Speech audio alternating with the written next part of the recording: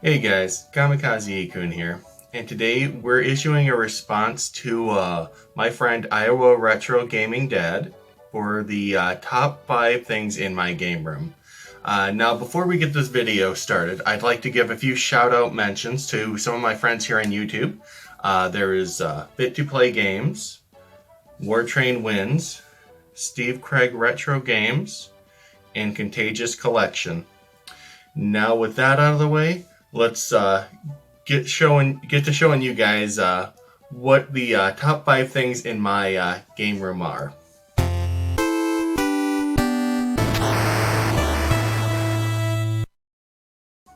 Now, they're not going to be in any particular order. So, this first thing I have, and this is very near and dear to me, this is my Play Arts figure of Sephiroth from Final Fantasy VII, as most of you would know.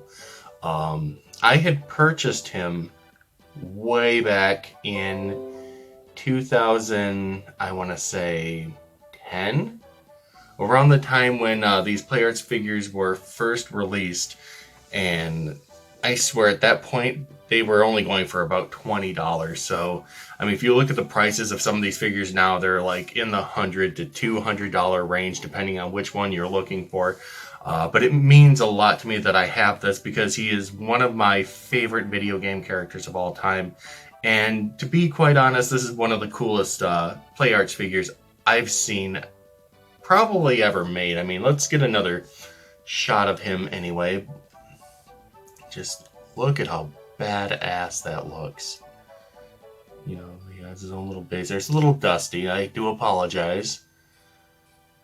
But he sits in my game room up on the top shelf, not on this shelf that's been seen in my background, but I have an entire section of the game room over there where it's all of my disc-based games. Now this item here, number 4, is my Sega CD and Genesis combo. I have been looking all over the place, you know, throughout the internet and locally and whatnot, trying to get it for as cheap as I possibly could. And I had a friend who traded me some car parts for this system with I want to say a box of controllers. There were at least like 15 to 20 controllers in this box. And, you know, I mean, it did have some issues.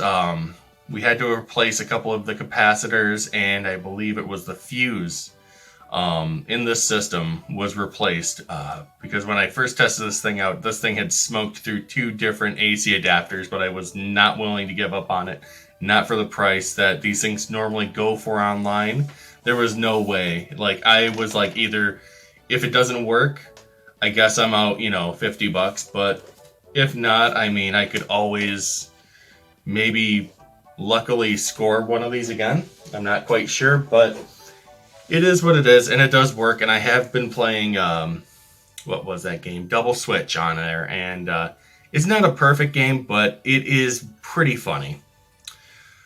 Now, this next game, this is more of a throwback. This is a game that I've owned since I was a child. And yes, it's terrible by comparison to, like, say, Double Dragon 2.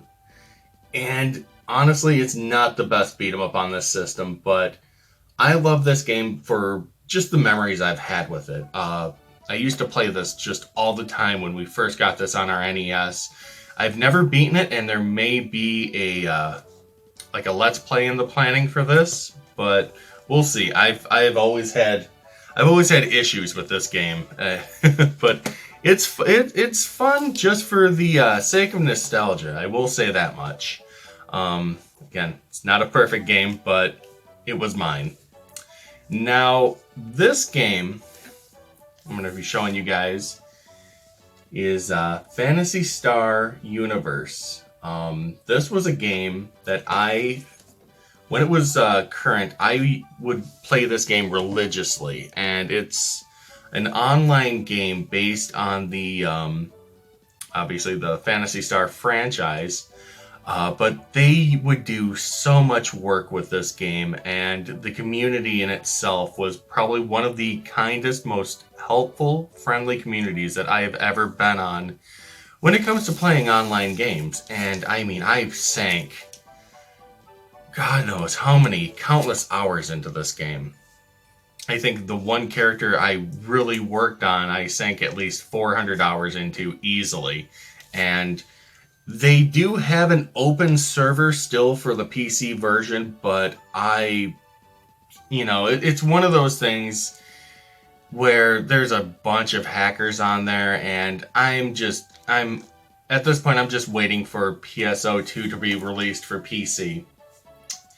So this last item I have here, you may have seen this in my Super Nintendo Collection video, but that is my Legend of Zelda: The Link to the Past Player's Guide.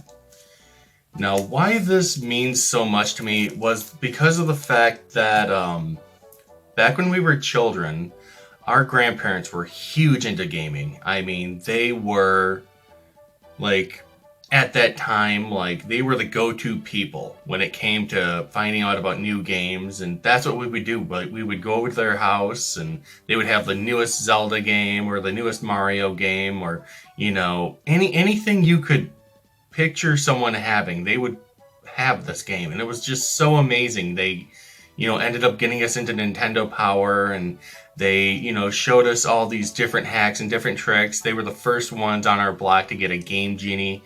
I mean, the beautiful thing about that was the fact that they would actually play these games with us. They would show us, what you were supposed to do, and, a lot of times, for example, Super Mario Brothers, they'd be right beside us playing the game with us as well. And this is one of the few things that I was able to hang on to, and I just recently picked this up from their house. They were just looking to get rid of a bunch of stuff, and I had to take this with me. This book, I remember so many times looking through this, trying to figure out how to beat the next boss, or